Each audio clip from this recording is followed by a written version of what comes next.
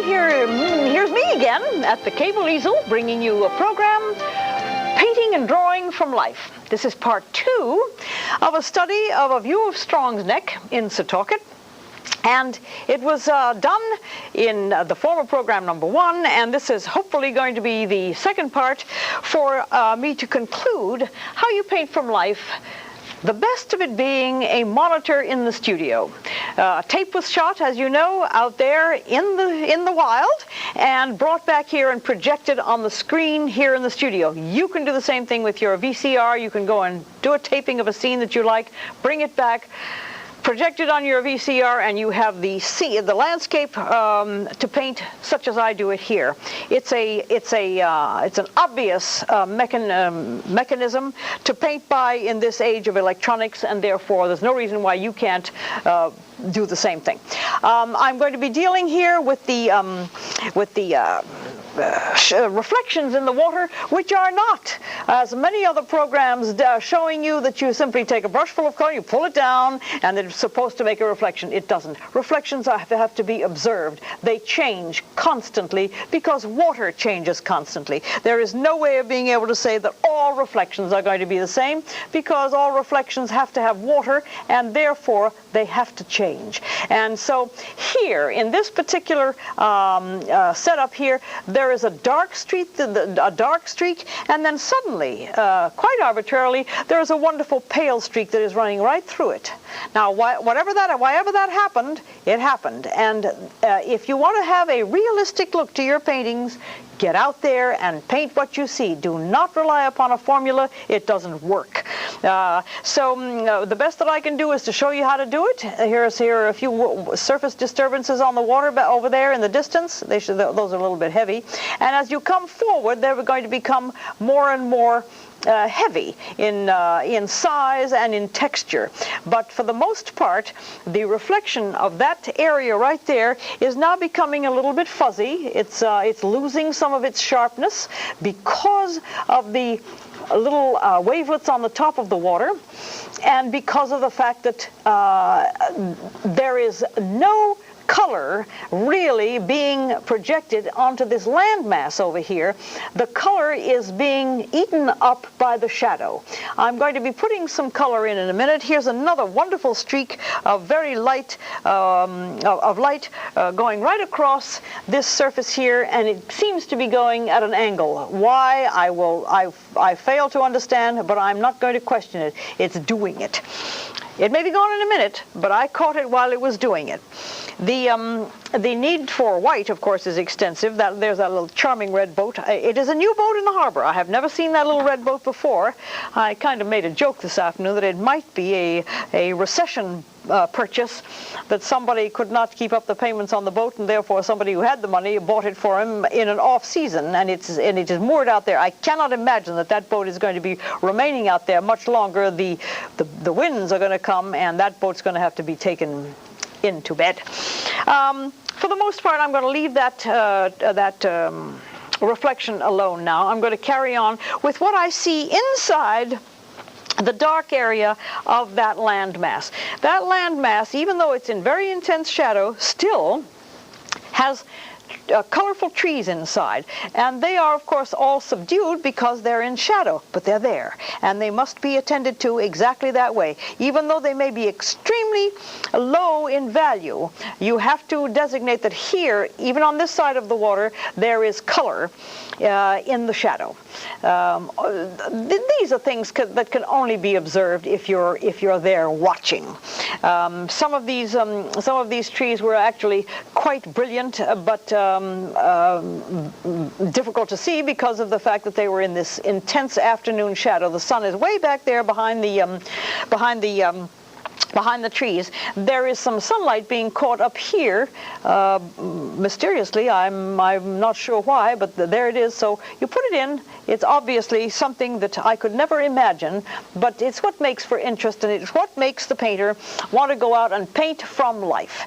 Because first of all, the information is all there, and secondly, interesting and unexpected things take place when you're out there working on the scene.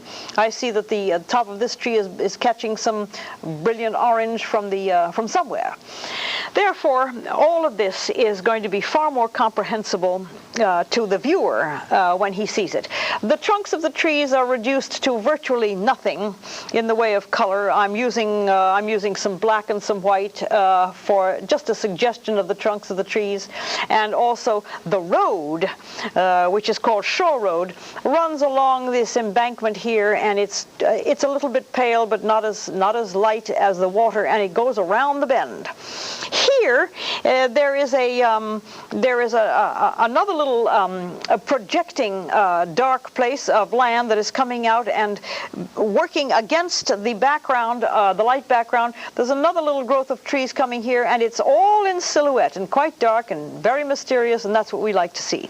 I like to find these things that are difficult to explain and nevertheless there. And so you say, oh yeah, that must be the rest of Shore Road, and there is just a sort of a suggestion of what this silhouetted area does as it's projecting out from the shoreline.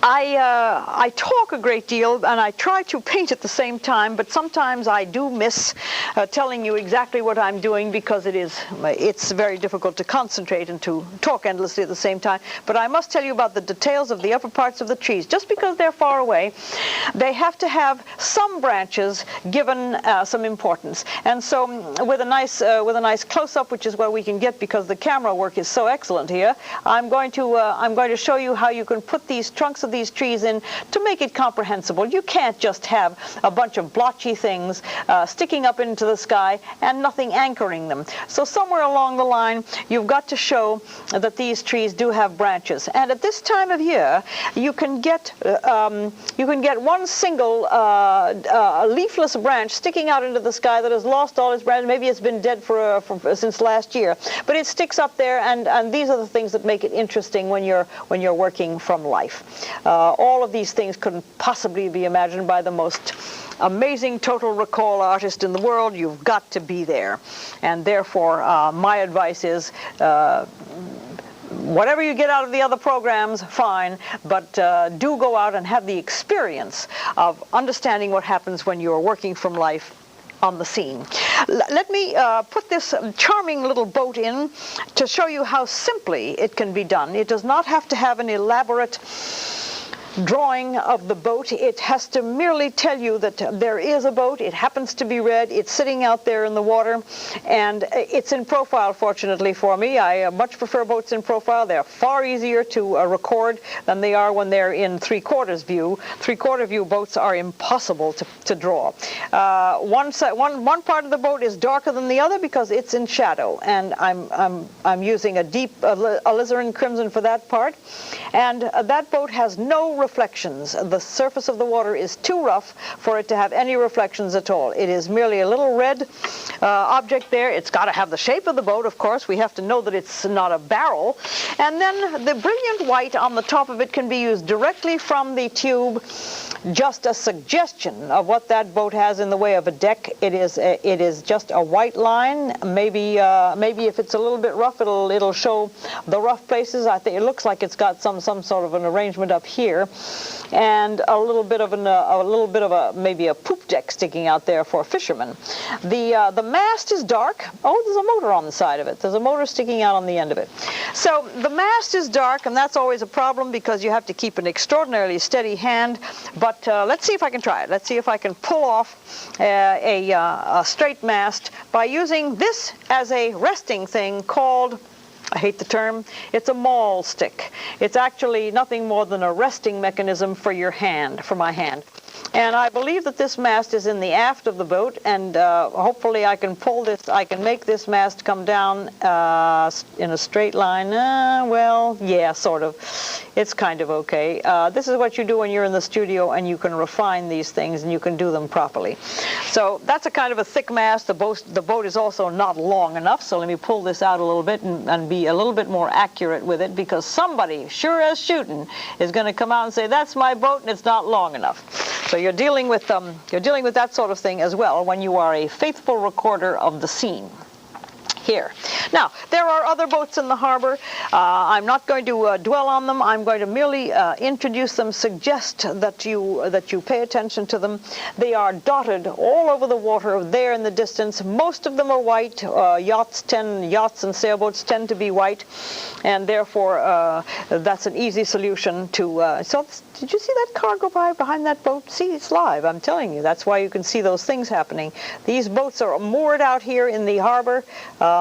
You can, in fact, bother to count them if you want to. You can put a little white mast in once in a while. And you can also, if you're fortunate, find one reflecting itself. However, on a windy day like this, it would not have reflected anything. So here, Setauket Harbor has not yet decided to prepare for the winter, or there are still many days of sailing apparently out. That's why these boats have not been taken in, but they will eventually, and come January you will find that this harbor is absolutely devoid of all boats except maybe once in a while a fishing vessel or a clamming boat.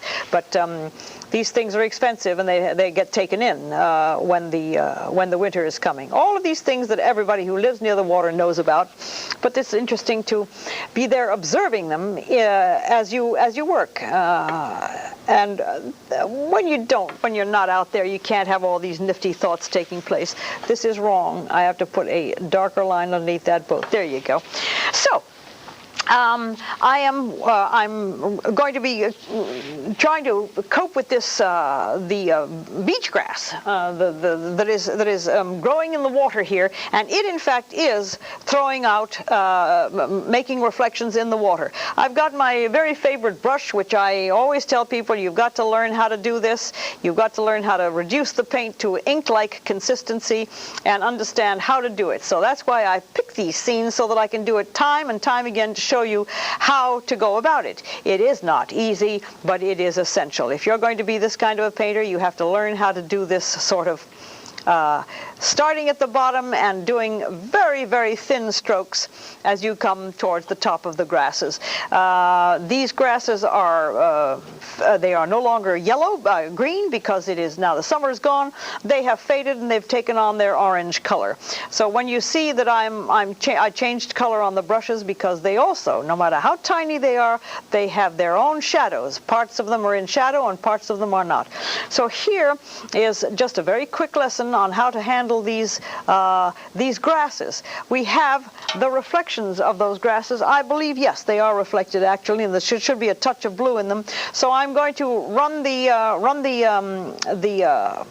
my brush full of some color here, and I'm going to use my finger, see if it works, use my finger to try and bring some of these down. Not a fan brush, please do not use a fan brush. It is absolutely the wrong thing to use. You can try to use use the reflections a little bit and then to scumble them so that they're not, so they don't look as though they have actually been drawn on the water, because the surface of the water is disturbed, and all of these lines would never be actually like the grass lines. They are going to be changed. So as you do this, and then you can scumble them with your finger just a little bit to get rid of the harshness of those lines. It is not, you don't do reflections the way the other people show you. It's just absolutely out of the question. So I'm sorry to be so impatient, but that's the way it is. I'm going to do, and here is this far bank of grasses, which is really catching a nice bunch of light. They're still sort of yellow ochre, but there's some very pale on top, which tells you that the sun is getting over here. Now, before the time really runs out, I've got to get to the overhead branches of this tree, which is what frame the picture. The framing of this picture is done by the overhanging branches of this tree, and they can be done after you have done the total painting, and they can be interpretive. You can use an interpretive method in which to do this. They're coming down from a large tree overhead. Therefore, the branches are going to be going down, which is not the way branches do. Branches usually go up. This tells you that these are hanging branches. They are also to be treated with a tremendous amount of freedom, because you are not doing an anatomical painting of branches, you are doing a painting. So they are coming down. I'm going to break now for a moment and study what I'm looking at, and we can get back to it and deal with the silhouetting of those leaves against this cloudless sky. Don't go back. I'll be there in just a moment.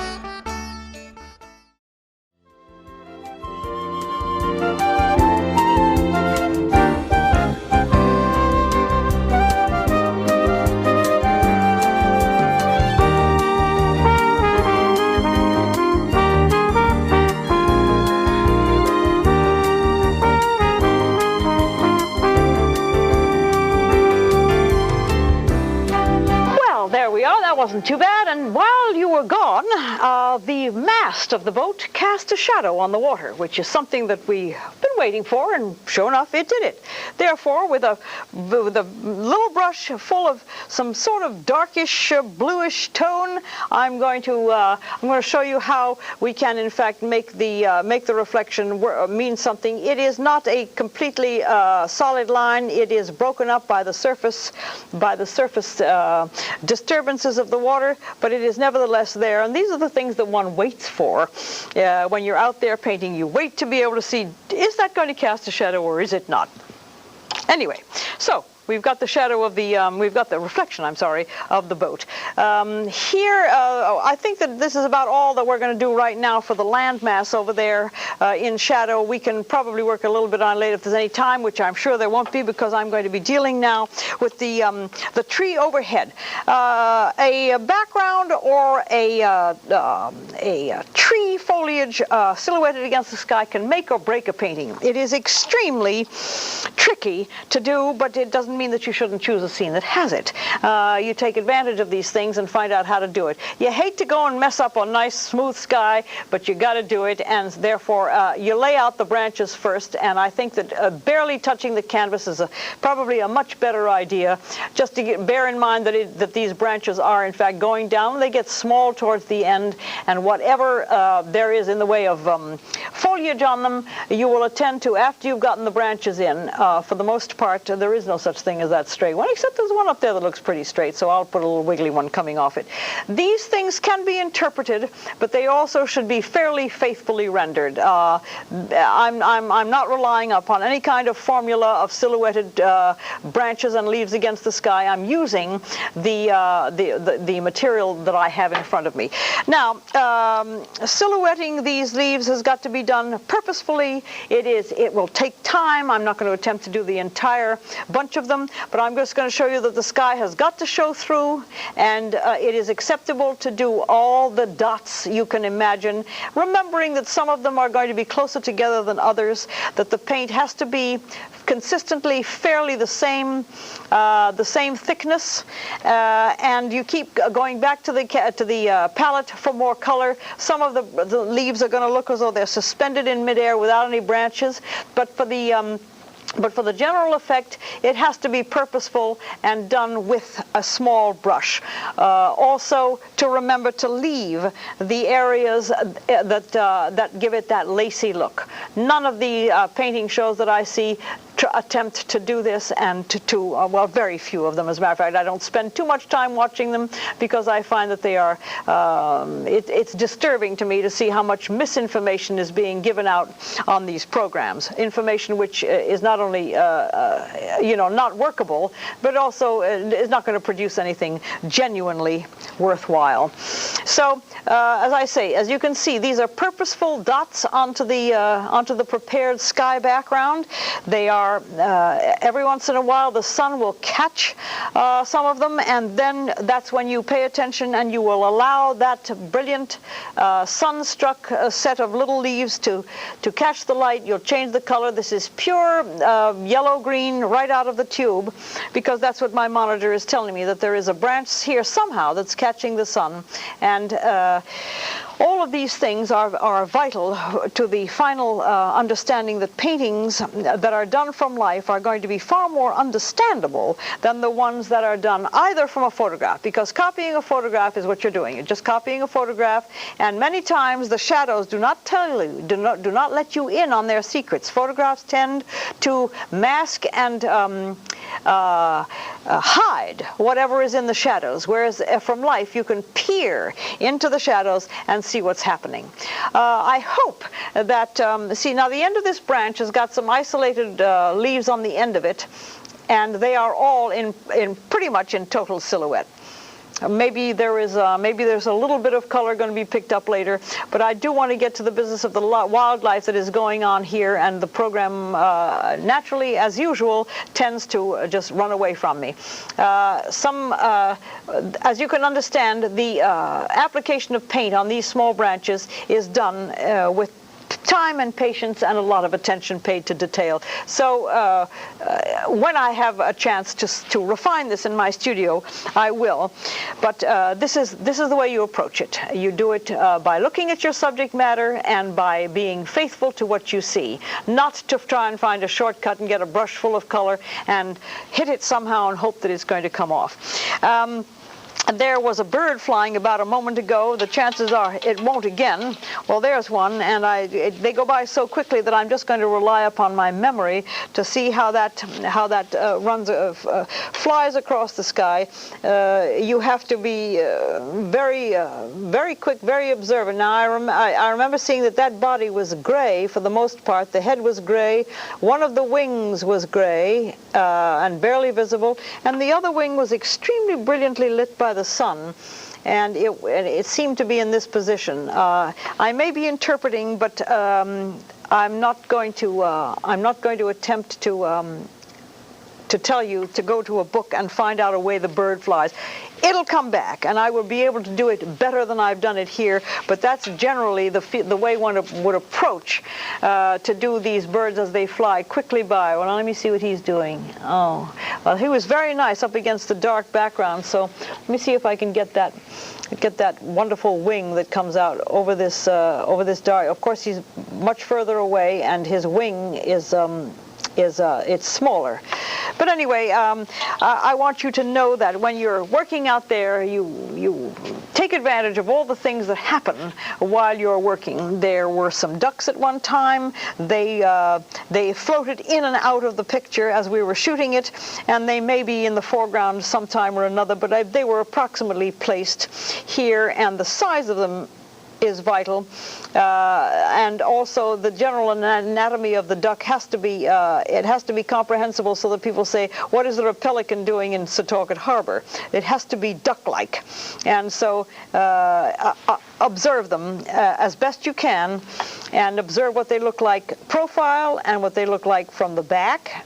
Sometimes they're just a little blob like this with the little neck and then the little body, and nothing more than that becomes a floating duck, only in a different position. Let me see. Well, there are some. Oh, this one's got his head turned the other way, and the back, so his head is turned this way, and there's the beak, and then the rest of his body was like so. So he was looking at something over here. All of these things are to be dealt with as you paint. Maybe they have reflections. I'm not sure. If they do, I'll put one in, just hoping that they have reflections. Maybe the water is a little bit calmer over here, and they do in fact have some reflections. In any case, for the most part, this is the way you would approach the business of painting a landscape of this complexity when you're out there. The interesting thing that I find when I do this is that, I've said this many times before, that the water as it gets near you is darker. Why it's darker is something that I've always questioned, but it makes sense. Once you put it in, you say, yeah, that looks right. So, as I've said to you all many times, believe what you see, because for the most part, that's the way it is. So the darkness of this water in the foreground will probably make this all come together a little bit more understandably. I'm going to take this push pin off and get my canvas up on the top here and see if I can get the foreground nice and deep and rich the way it is there, and maybe even introduce some of these dark rivulets of water disturbance here as this shadow begins to take some shape. There is wavelets all along the foreground here. It's a wonderful windy day when this was shot, with all of this activity going on. The ducks loved it, the birds were very excited, and everything seemed to be absolutely typical Long Island fall weather. I do hope that people who are interested in painting can find a moment to get out. Sometimes, for the most part, it's people who can only go out on weekends, but some of the weekends have been absolutely remarkable. As you can see, there are darker and lighter, well, I guess you could call them stripes on this water. I hate to keep repeating wavelets and so on, but that's what they are. However, the details and the need to work them in take time. But as you can see, if I refine this, it will be even more comprehensible and even more intriguing. And now the water has now changed again. It's got all sorts of dots here. So you pick out which one you think is the most interesting, and you interpret it that way, because the information is all there. Let me see, this one stopped here suddenly, but I'm going to make it go, and there's my wonderful masked reflection that came in just in the nick of time. So the signing of a painting, of course, is sort of important. I think that too many painters in the olden days in America did not sign their pictures, either some lack of self-confidence or they just didn't think they were good enough. So sign a picture in your handwriting, if you can master that technique, by writing with a brush full of very loose and thin color, and date it, because the date is of course vital also. In 2092 or 2091, this may not look like this at all, or it may be actually exactly the way it is today. I don't know, but I want to date these pictures in order to be able to let the people know in 1991 this is the way it looked. Well, once again, it's not been long enough. However, I hope you got something out of it. And tune in whenever you see the Cable Easel. I always try to have something new and something fascinating and mysterious to show you. I hope this worked out for you. Thanks for watching. This is Pat Windrow saying bye-bye.